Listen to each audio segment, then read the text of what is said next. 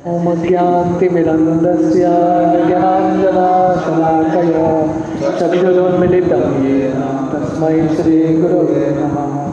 श्रीचैतन्यमनोभीष्टं स्थापितं येन भूतले स्वयं रूपं ददाति पदान्तिकं वन्देऽहं श्रीगुरुं श्रीयुतापदकमलं श्रीगुरुं वैष्णवांश्च श्रीरूपं साग्रजातां सहगणा रघुनाथान्वितं तं सदेवं सावधूतं सावधूतं परिजनासहितं कृष्णचैतन्यदेवं श्रीराधा कृष्णपादा सहगणा ललिता श्रीविशाखान्वितंश्च नमो विष्णुपादाय कृष्णप्रेष्ठाय भूतले श्रीमते भक्तिवेदांत स्वामीति नामिने।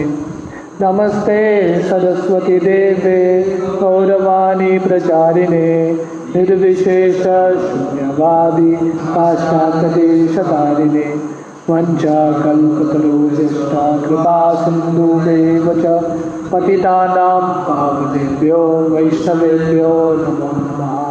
जय श्री कृष्ण चैतन्य प्रभु नित्यानंद श्री अद्वैत गदाधर श्रीवासादि गौर भक्तवृंद। हरे कृष्णा कृष्णा कृष्णा हरे हरे हरे राम राम राम हरे हरे। हरे कृष्णा। तो 18वां अध्याय से हम चर्चा कर रहे हैं। टेक्स्ट 4 नोत्तम श्लोक वार्तानां दुष्टां तत्कथामृतं स्यात् संभ्रमणो अंतकालेऽपि स्मरन्तां तत्पदाम्बुजम्। Translation: This was so because those who have dedicated their lives to the transcendental topics of the personality of Godhead, of whom the Vedic hymns sing, and who are constantly engaged in remembering the lotus feet of the Lord, do not run the risk of having misconceptions even at the last moment of their lives. तो यहाँ पे सुत गोस्वामी बता रहे हैं शौनक आदि ऋषि को कि जो भी व्यक्ति अपना ज़िंदगी भगवान को समर्पण करता है और हमेशा भगवान के चरण कमल के बारे में चिंतन करता रहता है, ऐसा व्यक्ति को अंत समय में भी अज्ञान में रहने की ज़रूरत नहीं है। तो उसका जो मत है हमेशा क्लियर रहता है, उसका जो चेतना है। तो पिछले श्लोक में सुत गोस्वामी ने बताया था कि परीक्षित क्योंकि वो शुकदेव गोस्वामी का आश्रय लेते हैं, इसलिए वो कृष्ण कौन है पूरे तरह से समझ पाए।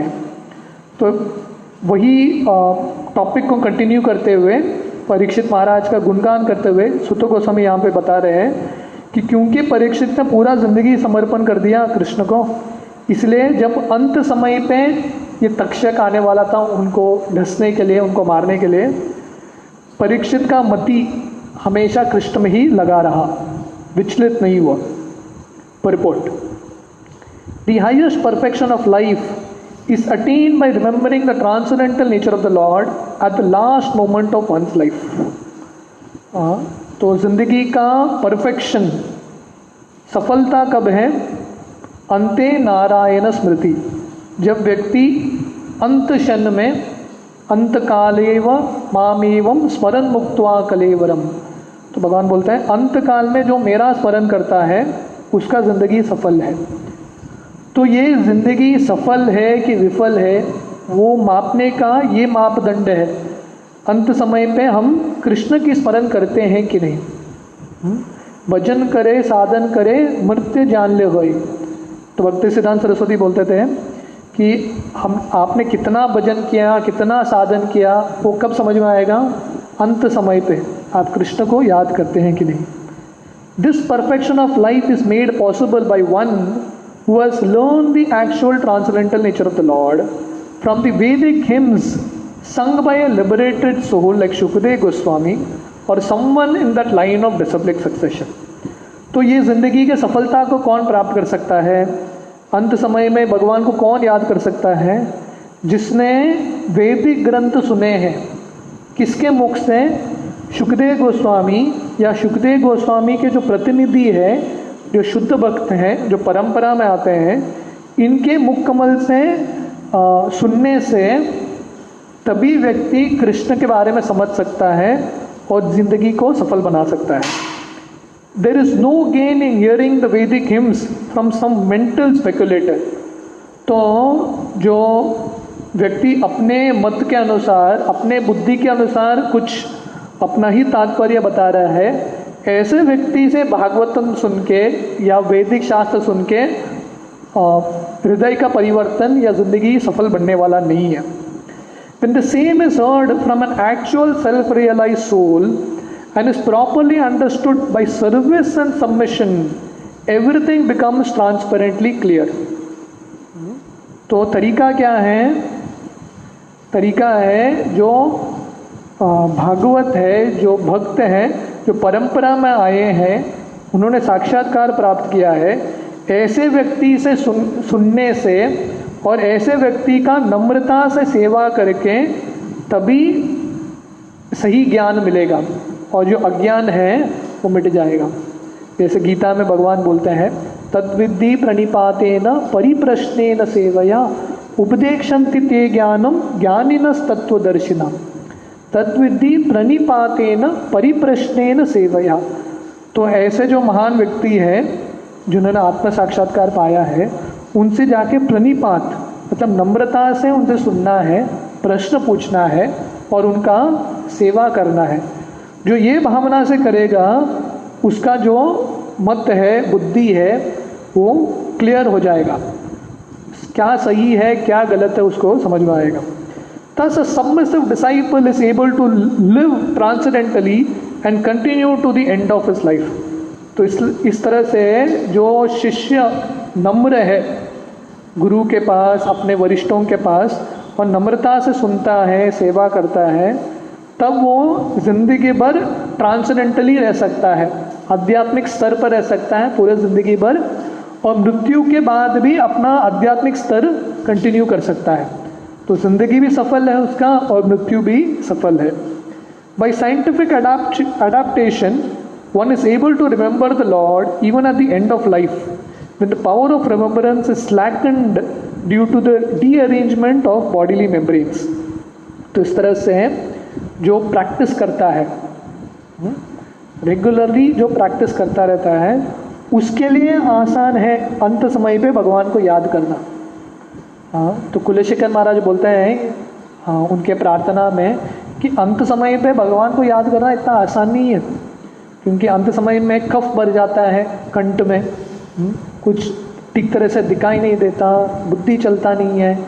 ये समय में इतने दर्द के सिचुएशन में भगवान को कैसे याद कर सकें? संभव नहीं है, इसलिए प्रैक्टिस करना पड़ेगा। तो ज़िंदगी में कुछ भी एरिया में, कुछ भी फील्ड में सफलता पाने के लिए 3 ही तरीका है।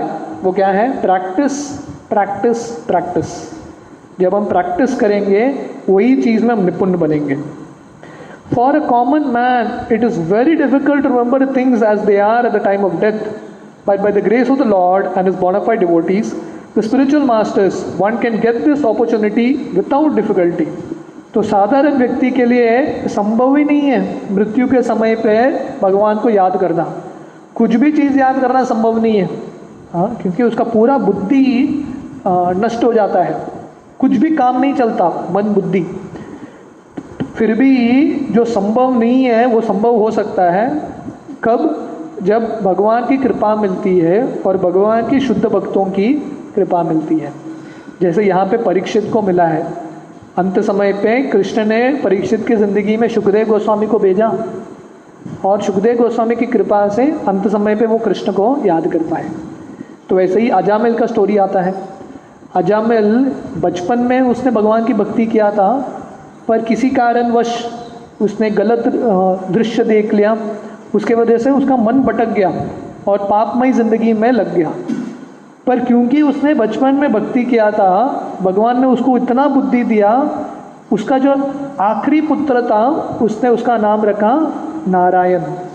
इसलिए जब यमदूत आए, भगवान की कृपा से, क्योंकि उसने भक्ति किया था पहले, उसके मुंह से नारायण शब्द निकला, इसलिए यमदूत चले गए और विष्णुदूत ने और एक अवसर दिया, सेकेंड चांस, और एक अवसर अजामल को दिया।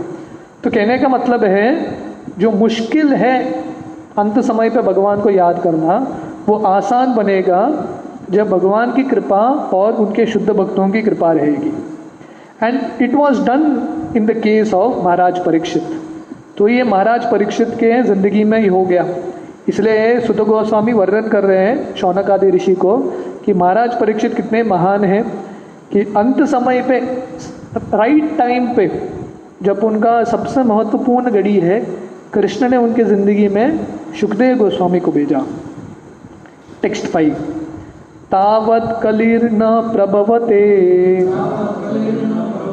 प्रविष्टोऽपि सर्वतः यावत् ईशो महान उर्व्याम अभिमन्यव्य एकरात।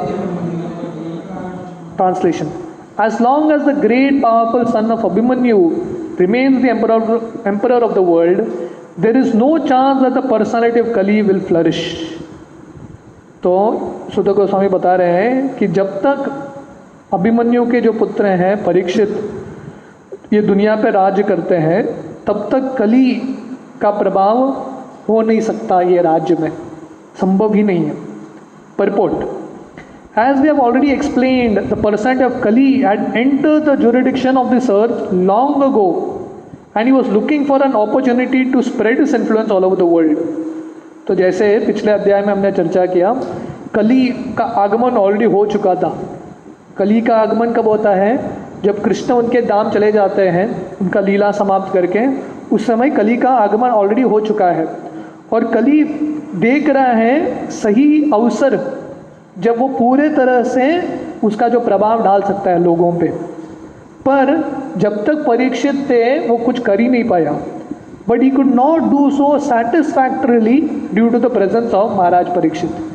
तो महाराज परीक्षित की इतनी महानता है कि उन्होंने कली को अवसर ही नहीं दिया। हालांकि कली युग शुरू हो चुका था, कली का ही युग था, पर परीक्षित ने कली को रोक के रखा, बिल्कुल अवसर नहीं दिया। That is the way of good government.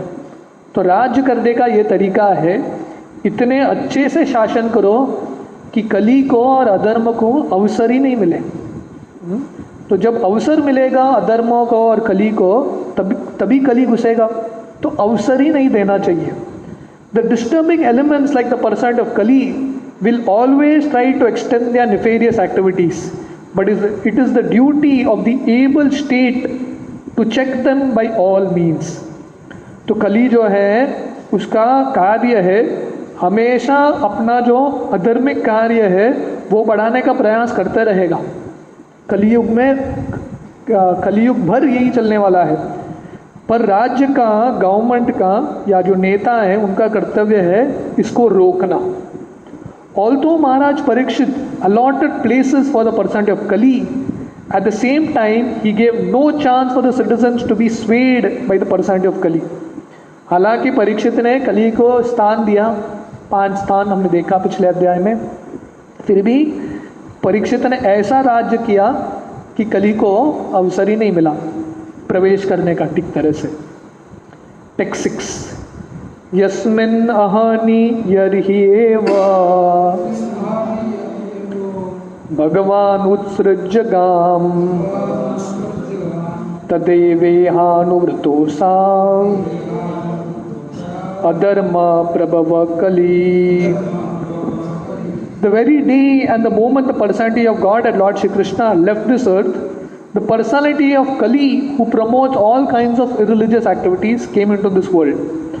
तो सुत गोस्वामी बोलते हैं उसी दिन और उसी क्षण जब कृष्ण ये धरती छोड़ के चले जाते हैं, उनका लीला समाप्त करते हैं, उसी दिन और उसी समय कली का प्रभाव होता है ये दुनिया में।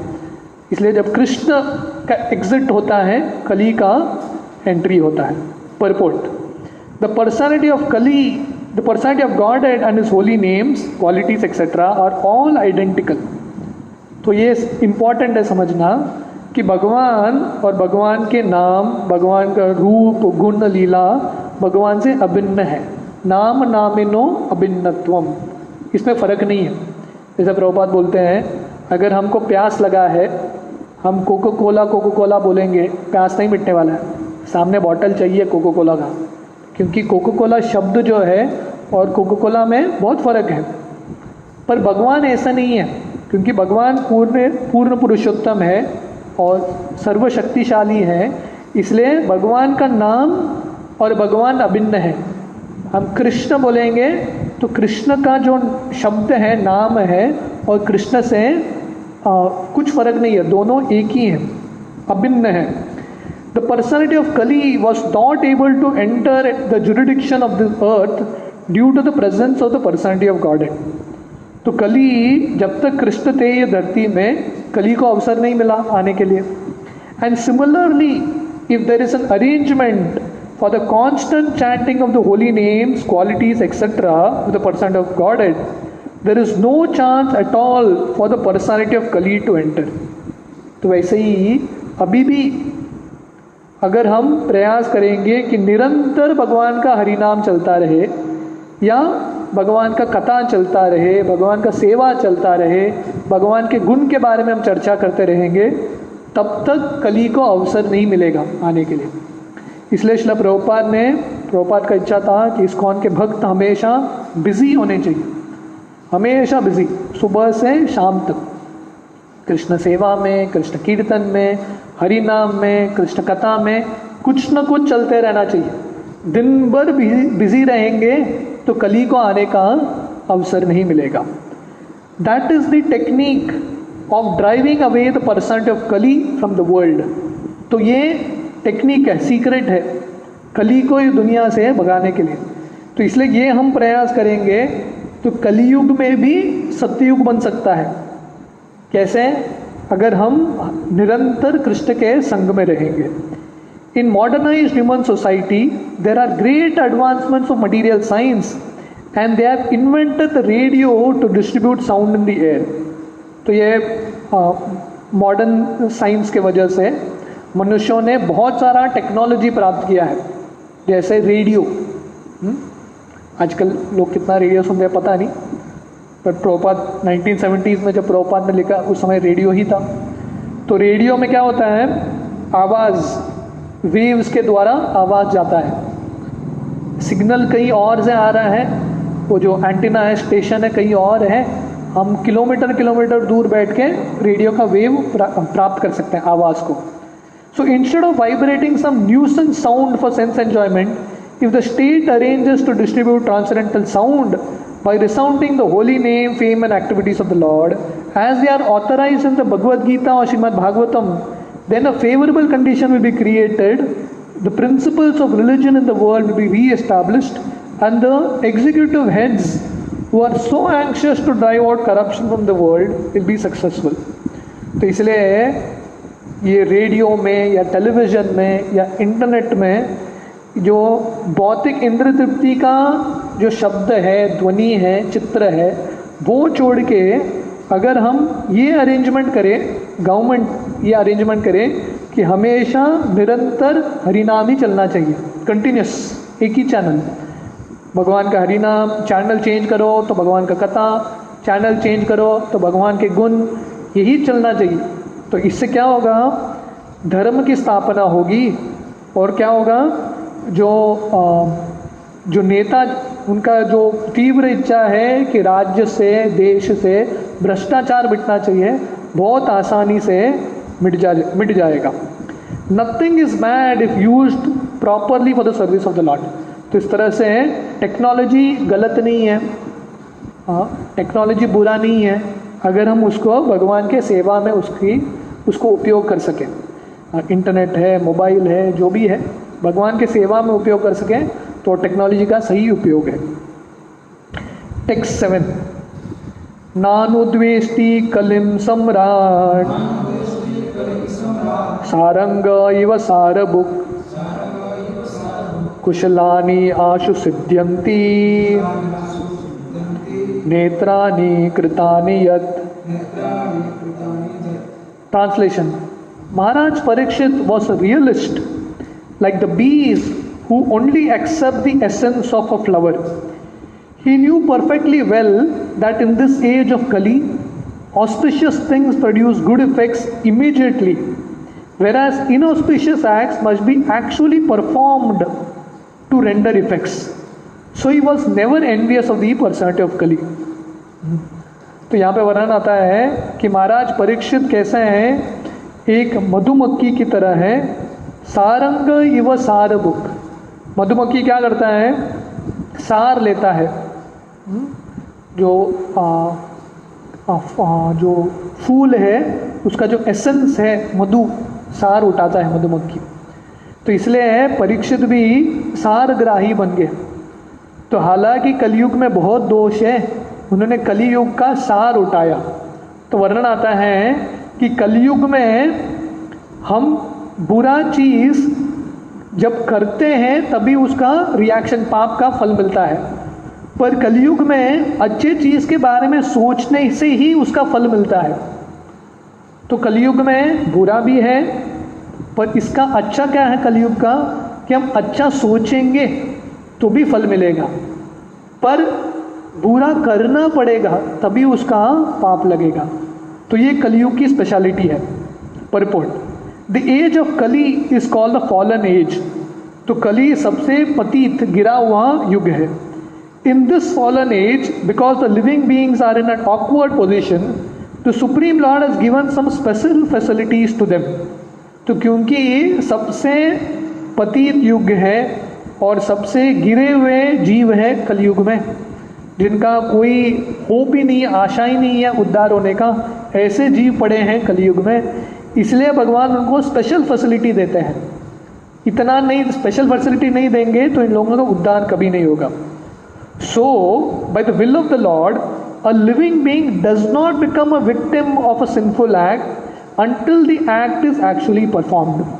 तो सतयुग में पाप के बारे में सोचने से ही पाप हो जाता है, भुगतना पड़ता है, पर कलयुग में वो कंसेशन है, क्योंकि कलयुग के लोगों के डालेंगे कि पाप के बारे में सोचो और पाप का फल मिल गया, तो कलयुग के लोग कभी उद्धार नहीं होगा, क्योंकि इतने सारे विचार आते हैं।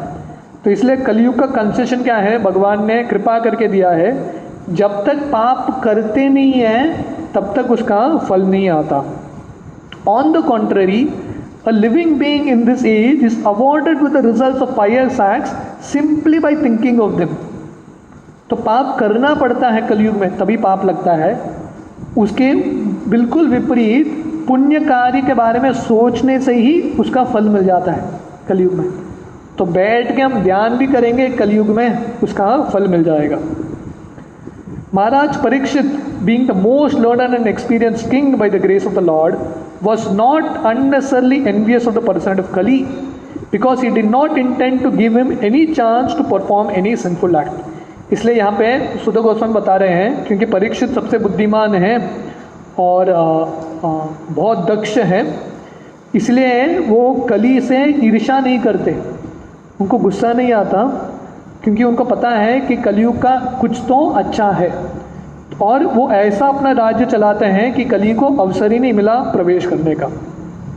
He protected his subjects from falling prey to the sinful acts of the age of Kali, and at the same time he gave full facility to the age of Kali by allotting him some particular places.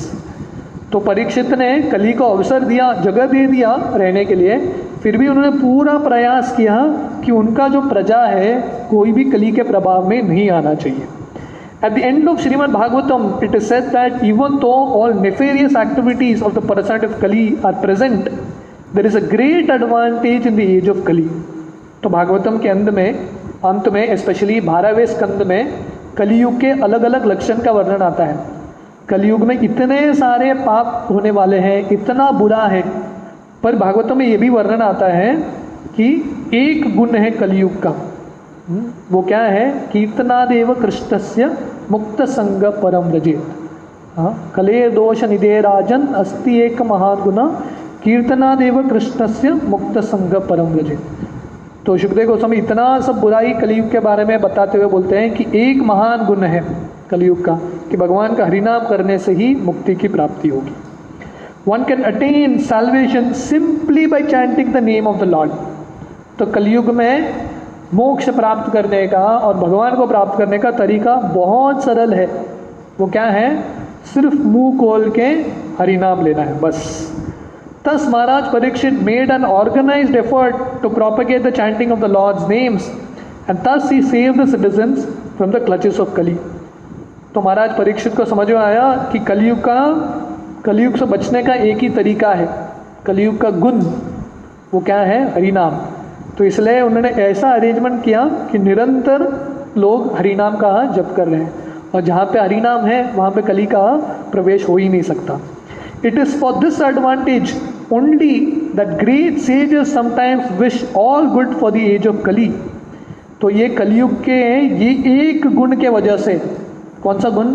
सिर्फ भगवान का हरिनाम करने से उद्धार हो जाएगा, इसलिए महान संत कलयुग का गुणगान करते हैं। देवी देवता भी कलयुग में जन्म लेने के लिए रुके हैं, क्योंकि कम आयु में सबसे ऊंचा सफलता प्राप्त हो सकता है। In the Vedas also it is said that by discourse on Lord Krishna's activities, one can get rid of all the disadvantages of the age of Kali. तो वेद में ये भी आता है, श्लोक आता है कि भगवान के बारे में प्रवचन करने से, चर्चा करने से कलयुग के जो बुराई हैं, दुर्गुण हैं, उससे मुक्त हो सकते हैं। In the beginning of Srimad Bhagavatam, it is also said that by the recitation of Srimad Bhagavatam, the Supreme Lord becomes at once arrested within one's heart. तो ये भागवतम के पहले स्कंद के दूसरे अध्याय में हमने देखा, श्रृण्वता स्वकता कृष्ण पुण्य श्रवण कीर्तन हृदयंतस्तो ही अभद्रानी विदनोति सृत्सताम। तो कलयुग में भगवान का कथा के बारे में श्रवण करने से, गीता भागवत पढ़ने से हमारे हृदय में हम भगवान को प्राप्त कर सकते हैं। These are some of the great advantages of the age of Kali, and thus Maharaj Parikshit took all the advantages and did not think any ill of the age of Kali due to his Vaishnavite cult. तो महाराज परीक्षित सारग्राही है, यहाँ पे वर्णन आता है सारांग इव सारबुक। क्योंकि महाराज परीक्षित सारग्राही है तो उन्होंने कली को दोष नहीं ठहराया, कली के प्रति उनका ईर्ष्या नहीं आया, गुस्सा नहीं आया, पर क्या किया उन्होंने? कलयुग का अच्छाई देखा उन्होंने और उस पर फोकस किया, वो सार लिया उन्होंने और उनका राज्य चलाया। तो इस तरह से सुत गोस्वामी शौनक आदि ऋषि के सामने परीक्षित महाराज का गुणगान कर रहे हैं।